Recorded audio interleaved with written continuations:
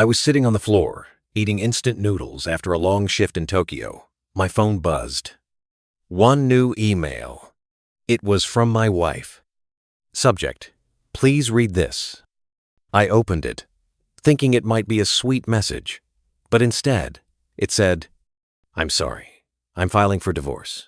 I've emptied our joint account. Please don't try to contact me." That was it.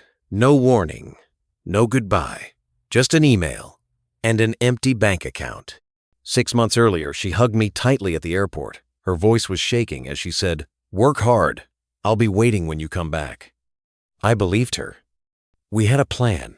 I'd work abroad, save money, come home, and finally build the life we always talked about. I called her every night. Sometimes she picked up, sometimes she didn't. I thought she was tired or busy. I didn't think she was letting go. When I read that email, my whole body went cold. I opened our bank app Zero Balance. She really did it. I stared at my phone, then at the wall. I felt numb, like the air had been sucked out of the room. I scrolled through old photos of our wedding, her smile, the promises we made. I wanted to cry, but I couldn't.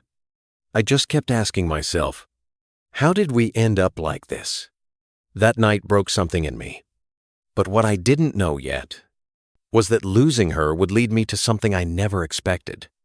Not revenge, not answers, but something I had forgotten for a long time. Myself. For days, I went through the motions. Wake up, go to work, eat, sleep, repeat. But inside, I was just empty. I didn't tell anyone. Not my coworkers, not my family back home. How do you even explain something like this? That your marriage ended in a one-paragraph email. That everything you worked for very sacrifice was erased in a single click. Sometimes I stared at the ceiling for hours.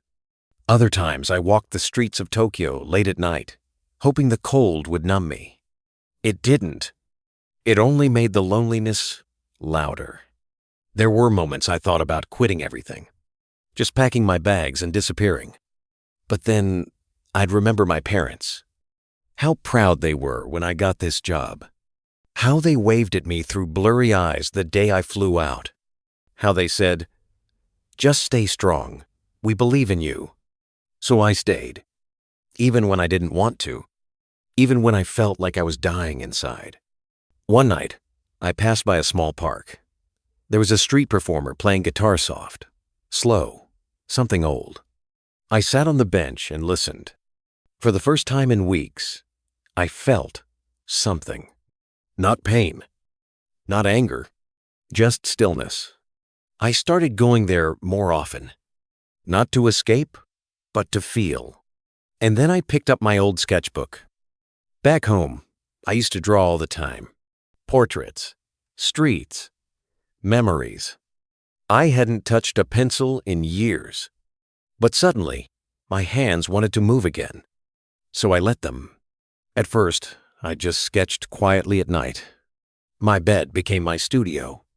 The edge of a ramen cup held my pencils, and the blank pages slowly started to fill. I drew the bench, the park, the man with the guitar. Then I drew her.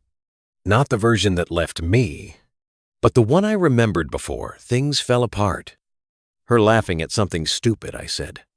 Her sleeping on my shoulder during a long bus ride. The small moments, the real ones. And somehow, it didn't hurt. It felt like letting go without tearing anything down, like folding a memory and putting it away gently. One night, I showed a sketch to one of the guys I worked with, Hiroshi. He just stared at it for a while. Then he said, "You should do something with this." I shrugged. "Like what?" He smiled. "Put it out there, share it. Even pain becomes light when you let people see it." I thought about that all night. And the next day, I started an anonymous Instagram. No name, no face, just drawings and one-line thoughts. I didn't expect anything. But slowly, people started commenting. Some said it made them cry. Others said, It reminded them of their own heartbreaks. One person wrote, "I felt invisible until I saw this. Thank you for making sadness feel less alone." That message stayed with me. I wasn't healed yet, but I was no longer drowning. I started to realize something I hadn't seen before. Maybe we don't get closure from the people who hurt us. Maybe we create it ourselves. Through art, through stories, through living. Months passed. The seasons changed. And so did I.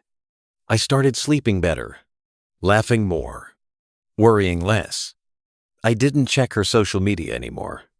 Didn't wonder where she was or who she was with. Not because I stopped caring, but because I finally understood. People leave, not always out of malice. Sometimes out of emptiness.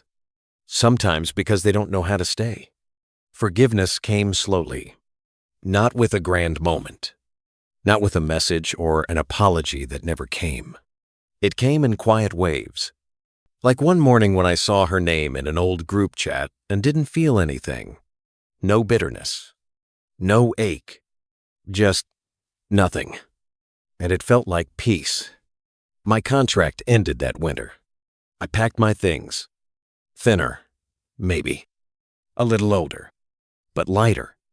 As the plane touched down back home, I expected to cry. But I didn't.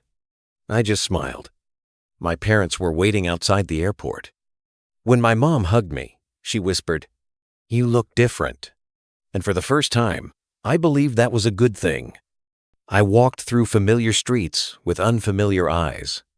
The bakery on the corner, the old cinema, the river I used to sit by as a teen.